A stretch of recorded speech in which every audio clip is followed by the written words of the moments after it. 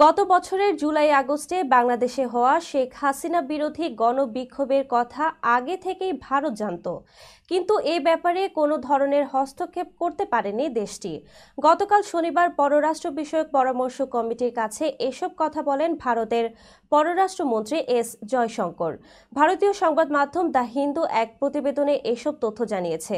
জয়শঙ্কর বলেন, বাংলাদেশে গণ অভ্যুত্থানের ব্যাপারে কিছু করার মতো অবস্থায় ভারত ছিল না, কারণ হাসিনার উপর ভারতের সেই ধরনের প্রভাব ছিল না।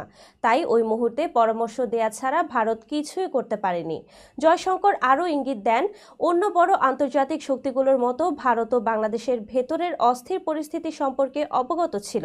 এই প্রসঙ্গে তিনি জাতিসংঘের মানবাধিকার প্রধান ভলকার তুর্কের সাম্প্রতিক বক্তব্য উল্লেখ করেছেন, যেখানে তুর্ক বলেছিলেন, বাংলাদেশের সেনাবাহিনী যদি নিরস্ত্র বিক্ষোভকারীদের উপর অভিযান চালায় তাহলে তাদের শান্তিরক্ষা মিশন থেকে নিষিদ্ধ করা হতে পারে।